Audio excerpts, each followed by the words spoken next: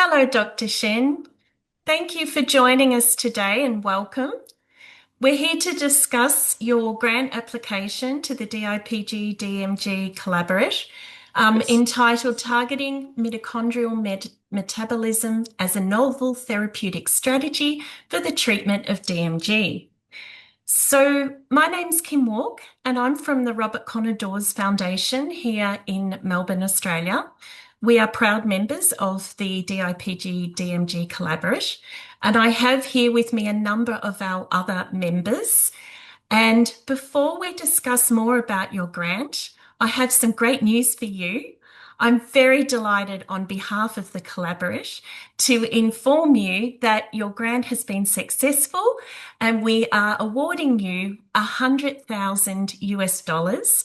And that's $149,912 Australian dollars. Thank you So, very much. Thank you. congratulations. That's a fantastic achievement, and we're very, very happy to be here to congratulate you and discuss it further. Thank you So, so at much this for the point, support. you're very welcome. At this point, there are many colleagues online, but I would like to hand across to one of our other members, Ilani, and I will let her offer her congratulations. Thank you. Good morning, Dr. Shen. My name is Eleni Milios. I'm with the Cure Starts Now Australia, and we are really excited and super proud to have you on board with this research grant. We are really happy that you have been awarded this grant, and we look forward to watching the progress and supporting you throughout your grant. Thank you so much. Yeah. You're so very welcome. I'm now going to hand over to Joe Bennett, one of our collaborative members at Run DIPG. Good morning, Dr. Chan. I'm Jo Bennett from Run DIPG in Newcastle. On behalf of Run DIPG, congratulations. This is fantastic, and we're super excited that you've been awarded this funding. I'm now going to hand over to Rachel from the Cure Starts Now, and congratulations again. Thank you. Hi, Dr. Shen. My name is Rachel, and I'm the Research Support Coordinator at the Cure Starts Now. And we're so very excited for you. Congratulations on your award. And we just have one question. Our question is, why is tissue hypoxia a major barrier to effective treatment in a DMG? And how does your research aim to address this challenge?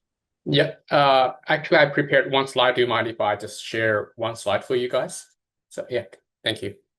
Yeah, I just prepared this one slide in which I actually try to include all the key information of our grant proposal. As your question about the hypoxia, we actually we had two publications in the last year looking at hypoxic features of DIPG, and so we know hypoxia is a key barrier for radiation therapy, and our group is actually focusing on radiotherapy. So trying to overcome hypoxia is actually one of the key to make radiotherapy more effective.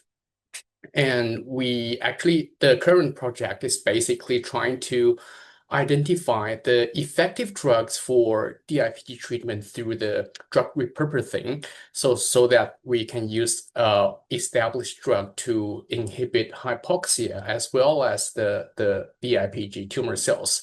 So our group is particularly interested and also has expertise in the drug repurposing, which could potentially save a lot of time and financial cost for the clinical translation.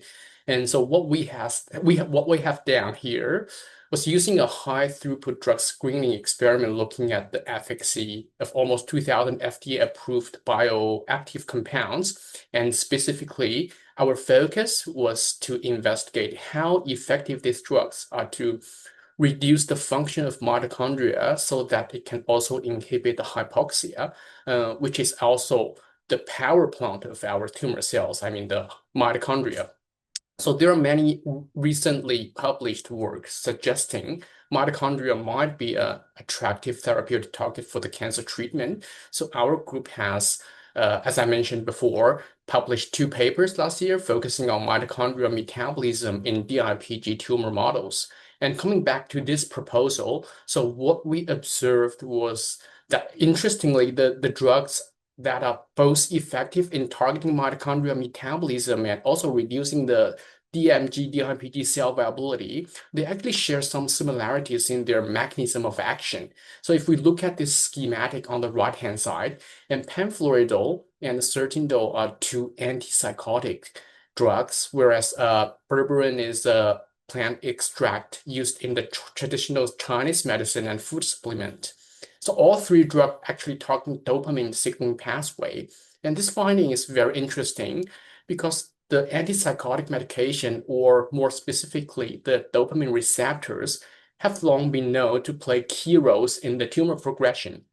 And also the cancer patient that takes antipsychotic drugs at the same time with chemotherapy or targeted cancer treatment demonstrate better clinical response.